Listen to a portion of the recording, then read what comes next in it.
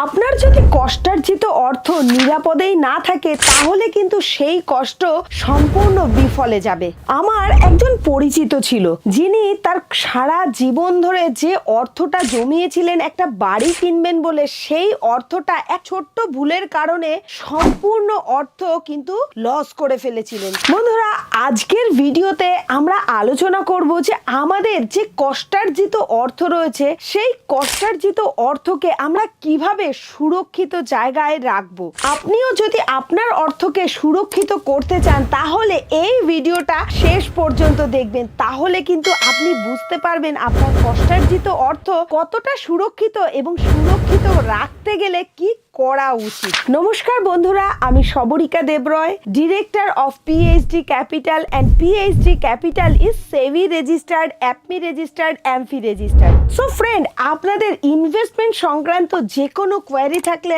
আপনারা কিন্তু কমেন্ট সেকশনে আমাদেরকে জানাতে ভুলবেন না। আমরা কিন্তু পরবর্তী ভিডিওতেই সেই বিষয়ে আলোচনা করব এবং আপনার সেই সমস্যা সমাধান করে দেব। এবার আমরা আলোচনা করব যে আমাদের কষ্টার্জিত অর্থ কিভাবে আমরা সুরক্ষিত রাখবো।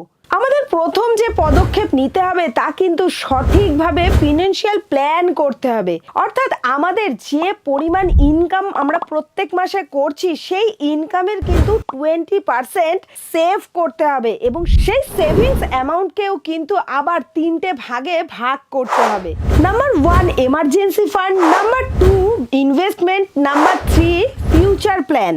অর্থাৎ আপনার যদি প্রত্যেক মাসে 1 লক্ষ টাকা ইনকাম থাকে তাহলে কিন্তু তার মধ্যে অতি অবশ্যই 20% অর্থাৎ 20,000 টাকা কিন্তু সেভ করতেই হবে। তাহলে আমরা আমাদের সেভিংসের যে অ্যামাউন্টটা রয়েছে সেই অ্যামাউন্টটাকে তো 3টে ভাগে ভাগ করলাম। তো এবার আমরা বিস্তারিত জানবো যে কেন 3টে ভাগ করলাম এবং প্রত্যেকটা ভাগের কি গুরুত্ব রয়েছে। তো প্রথমেই আমরা কিন্তু দেখে নিলাম যে এমার্জেন্সি ফান্ড আমাদেরকে কিন্তু প্রথমেই আলাদা করতে হবে, কারণ সমস্যা কিন্তু জীবনে বন্ধুরা কখনো কোনোদিনও বলে আসে না, তা কিন্তু সব সময় আচমকাই আসে। সেই কারণে কিন্তু আপনার প্রতিটা মুহূর্তের চিন্তা কিন্তু আগে থেকে করে রাখতে হবে। তাই আপনার এমার্জেন্সি ফান্ডটাকে আলাদা করাটা কিন্তু ভীষণই প্রয়োজন। কারণ আজকে আপনি যে চাকরিটা করছেন কিংবা আপনি যে বিজনেসটা করছেন, কোনো কিছুরই কিন্তু এই জীবনে 100% গ্যারান্টি নেই। কালকে হয়তো আপনার চাকরিটা চলেও যেতে পারে কিংবা হতে পারে আপনি বিজনেসে বিশাল বড় লসের সম্মুখীন হয়েছেন। তাহলে সেই সময় সেই এমার্জেন্সি পিরিয়ডে আপনার যে সমস্যাগুলো থাকবে সেই সমস্যাগুলোর মোকাবিলা আপনি করবেন কি করে। সেই কারণেই কিন্তু বন্ধু অন্তত পক্ষে 6 মাস বা 8 মাস যাতে আপনি বসে খেতে পারেন, অর্থাৎ কোনো রকম সমস্যা ছাড়াই আপনি যাতে সেই এমার্জেন্সি পিরিয়ডের মোকাবিলা করতে পারেন, তার কারণেই কিন্তু আপনাকে এমার্জেন্সি ফান্ডটা আলাদা রাখতে হবে। এরপরে এমার্জেন্সি ফান্ডটা আলাদা করার পর যে অর্থটা থাকবে তার থেকে কিছু অংশ কিন্তু বিনিয়োগ করতে হবে। অর্থাৎ শুধুমাত্র সেভ করলেই তো হবে না, আমার সেই সেভিংস অ্যামাউন্টটা আমার অবর্তমানে দীর্ঘ মেয়াদে যাতে 2 গুণ 3 গুণ 4 গুণ বা 10 গুণ ওয়েলথে পরিণত হয় সেই চিন্তা ভাবনাও কিন্তু আমাকেই করতে হবে। এবার হয়তো আপনি ভাবতে পারেন যে এই যে বিনিয়োগ, এই বিনিয়োগটা কোথায় করব। স্টক মার্কেট তো বুঝি না, স্টক মার্কেটে তো প্রচুর রিস্ক রয়েছে, আমার সেভিংস অ্যামাউন্ট তো সেটা একেবারে লসও করে ফেলতে পারি। তো সেই কারণেই বন্ধুরা প্রথম অবস্থায় আপনারা যখন ইনভেস্টমেন্ট সম্পর্কে কোনো রকম কিছু জানেন না, বোঝেন না বা কিভাবে ইনভেস্ট করতে হবে জানেন না, তাহলে কিন্তু অতি অবশ্যই আপনি চাইলেই মিউচুয়াল ফান্ডে ইনভেস্ট করতে পারেন, সেটা লামসাম হোক কিংবা এসআইপির মাধ্যমে হোক। আর এই মিউচুয়াল ফান্ডে যদি ইনভেস্টমেন্ট করতে চান তাহলে কিন্তু আমাদের পিএইচডি ক্যাপিটালের সাথে যোগাযোগ করতে কিন্তু ভুলবেন না। পিএইচডি ক্যাপিটালের ফুল টিম মেম্বার কিন্তু সব সময় আপনাদেরকে সহযোগিতা করতে কিন্তু রেডি। তো বন্ধুরা, এছাড়াও আপনি যদি মনে করেন এসআইপি করবেন তাহলে কিন্তু পিএইচডি ক্যাপিটালের অ্যাপটি গুগল প্লে স্টোর থেকে ডাউনলোড করে সেখানে সামান্য একটা কেওয়াইসি প্রসেস কমপ্লিট করে তারপরেই কিন্তু আপনি ইনভেস্টমেন্টের জার্নিটা শুরু করতে পারেন। তবে প্রথম অবস্থায় কিন্তু আপনি চাইলে একদম ছোট অ্যামাউন্ট দিয়ে শুরু করতে পারেন। আর এই সংক্রান্ত কোনো রকম ইনফরমেশনের প্রয়োজন হলে আপনি কিন্তু স্ক্রিনে দেওয়া ফোন নম্বরে আমাদের সাথে যোগাযোগ করতে ভুলবেন না। তবে আপনি যে মিউচুয়াল ফান্ডে ইনভেস্টমেন্ট করবেন কিংবা আপনি এসআইপি করবেন, এটা কিন্তু আপনার যে বিনিয়োগের অর্থ সম্পূর্ণটাই কিন্তু একটা সেক্টরে ইনভেস্টমেন্ট করলে হবে না, এটাকেও কিন্তু আপনার ডাইভার্সিফাই করতে হবে। অর্থাৎ কিছু অ্যামাউন্ট আপনি মিউচুয়াল ফান্ডে ইনভেস্টমেন্ট করলেন, কিছু অ্যামাউন্ট আপনি চাইলে ফিক্সড ডিপোজিটও করতে পারেন। এছাড়া আপনি চাইলে কিন্তু রিয়েল এস্টেট বা গোল্ডেও ইনভেস্টমেন্ট করতে পারেন। কারণ আপনার যে ইনভেস্টমেন্ট অ্যামাউন্ট, সেই ইনভেস্টমেন্ট অ্যামাউন্টটাকে যদি সঠিকভাবে ডাইভার্সিফাই করা থাকে তাহলে কিন্তু আপনি প্রায় অনেকটাই রিস্ক ফ্রি হয়ে গেলেন। তাহলে খুব সম্ভাবনা থাকবে আপনার যে ক্যাপিটাল সেটা দ্রুত গতিতে কিন্তু গ্রো করার। অর্থাৎ আপনি বুঝতেই পারছেন যে ইনভেস্টমেন্টটা কখনোই একটা সেক্টরে হওয়া উচিত না, সেটাকে মাল্টি অ্যাসেট ক্লাসে ডাইভার্সিফাই করে রাখা উচিত। তবে বন্ধুরা, আমাদের শুধুমাত্র সঞ্চয় করলে হবে না, শুধুমাত্র বিনিয়োগ করলেও হবে না,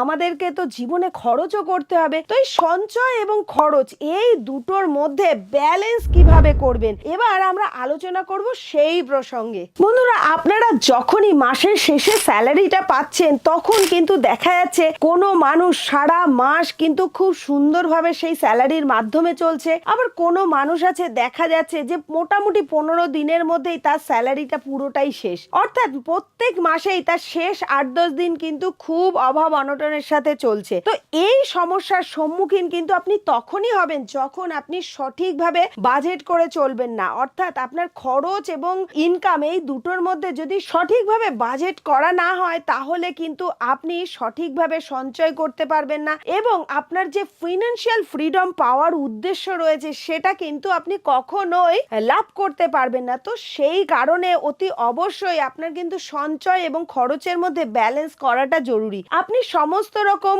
খরচ করুন, কিন্তু শুধুমাত্র আপনি খরচই করবেন কিন্তু আপনার ফিউচারের প্ল্যান করবেন না, সেটা করলে কিন্তু চলবে না। আপনাকে প্রতিনিয়ত কিন্তু আপনার ফিউচারের কথা ভাবতে হবে। আপনার আচমকা যে কোনো রকম বিপদ হতে পারে, সেই কথাটাও কিন্তু আপনাকে মাথায় রাখতে হবে। সেই কারণে কিন্তু আপনার অতি অবশ্যই ইন্স্যুরেন্স করাটাও দরকার। যেমন সেটা হতে পারে হেলথ ইন্স্যুরেন্স, হতে পারে লাইফ ইন্স্যুরেন্স। হেলথ ইন্স্যুরেন্স কিন্তু আপনার এবং আমাদের প্রত্যেকের জীবনের একটা গুরুত্বপূর্ণ সিকিউরিটি। কারণ যখন কোনো অ্যাক্সিডেন্ট হয়, আচমকা কোনো বিপদের সম্মুখীন হতে হয়, সেই সময় কিন্তু সেই ব্যক্তির চিকিৎসার কারণে প্রচুর পরিমাণ অর্থের প্রয়োজন হয়। সেক্ষেত্রে দেখা যায় অধিকাংশ মধ্যবিত্ত বা নিম্নবিত্ত পরিবার তার জমি, বাড়ি, গাড়ি কিংবা সোনা গয়না পর্যন্ত বিক্রি করে দিয়ে সেই চিকিৎসার খরচটা বহন করে। এরপরে সেই অসুস্থ ব্যক্তি সুস্থ হয়ে ফিরে তো আসে, কিন্তু সেই সুস্থ ব্যক্তির সাথে তার সম্পূর্ণ পরিবার কিন্তু অর্থনৈতিকভাবে চরম বিপর্যয়ের মুখোমুখি হয়। শারীরিকভাবে সুস্থ হয়ে গেলেও মানসিকভাবে এবং অর্থনৈতিকভাবে কিন্তু তারা চরম বিপর্যস্ত হয়। একটা সমস্যা থেকে বেরোতে গিয়ে আরো হাজার সমস্যার সম্মুখীন কিন্তু হতে হয়। এই কারণে হেলথ ইন্স্যুরেন্স আমাদের প্রত্যেকের ভীষণ জরুরি। একটা হেলথ ইন্স্যুরেন্স পারে আপনার মেডিকেল ট্রিটমেন্টের যে খরচা, সেই খরচার চিন্তা থেকে আপনাকে মুক্তি দিতে এবং সেই সাথে একটা বড়সড় অর্থনৈতিক বিপর্যস্তের হাত থেকে কিন্তু আপনাকে রক্ষা করে। ঠিক একইভাবে লাইফ ইন্স্যুরেন্সও কিন্তু আমাদের প্রত্যেকের জন্য ভীষণ গুরুত্বপূর্ণ। আমার বা আপনার অবর্তমানে আমাদের পরিবারকে কিন্তু ফিনান্সিয়ালি সিকিউর করে এই লাইফ ইন্স্যুরেন্স। একজন মানুষের অভাব কিন্তু কখনোই অর্থ দিয়ে পূরণ করা সম্ভব নয়, কিন্তু আপনি যদি আপনার পরিবারের একমাত্র আর্নিং মেম্বার হন তাহলে আপনার না থাকাটা কিন্তু আপনার সন্তানদের ভবিষ্যৎ, তাদের শিক্ষা সমস্ত কিছুই একটা অনিশ্চয়তার মধ্যে পড়ে যায়। সেগুলোকে কোনোভাবেই কিন্তু তারা ট্যাকেল দিয়ে উঠতে পারে না। সেই কারণে কিন্তু নানা রকম সমস্যা সেই পরিবারের মধ্যে তৈরি হয়। এই কারণে আমাদের প্রত্যেকের উচিত লাইফ ইন্স্যুরেন্স নেওয়া। তাহলে বুঝতেই পারছেন যে হেলথ ইন্স্যুরেন্স এবং লাইফ ইন্স্যুরেন্স কিন্তু উভয়ই আমাদের জন্য ভীষণভাবে গুরুত্বপূর্ণ। এটা কিন্তু একটা ছোট অথচ ভীষণই গুরুত্বপূর্ণ পদক্ষেপ যা আপনার ভবিষ্যৎকে ভীষণভাবে সিকিউর করে।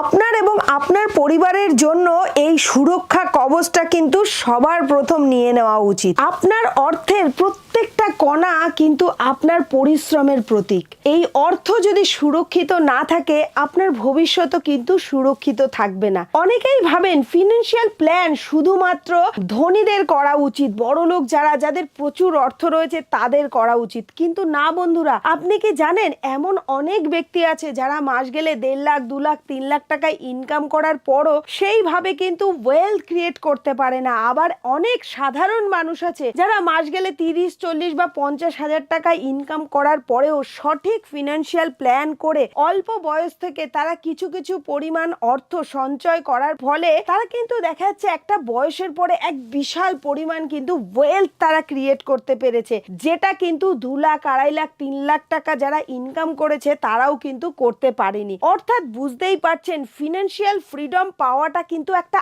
আর্ট, যেটা শুধুমাত্র তারাই করতে পারেন যারা সঠিকভাবে ফিনান্সিয়াল প্ল্যান করে চলেন। তাই বন্ধুরা, আর দেরি না করে আজই প্রস্তুত হন এবং আপনার ভবিষ্যতের পরিকল্পনা আপনাকেই করতে হবে। তাই আর দেরি না করে শুরুটা আজই করুন। এই ধরনের ফিনান্স রিলেটেড ভিডিও পেতে পিএইচডি ক্যাপিটালের ইউটিউব চ্যানেলটিকে কিন্তু সাবস্ক্রাইব করতে ভুলবেন না। আর ভিডিওটি যদি আপনার ভালো লেগে থাকে তাহলে লাইক, কমেন্ট এবং শেয়ার করতেও কিন্তু ভুলবেন না। বন্ধুরা, পরবর্তী কোন টপিকের উপর আপনারা ভিডিও দেখতে চান আমাদেরকে কিন্তু কমেন্ট সেকশনে কমেন্ট করে জানাতে ভুলবেন না। তাহলে দেখা হবে পরবর্তী কোনো ভিডিওতে। ততক্ষণ পর্যন্ত অতি অবশ্যই ভালো থাকবেন, সুস্থ থাকবেন।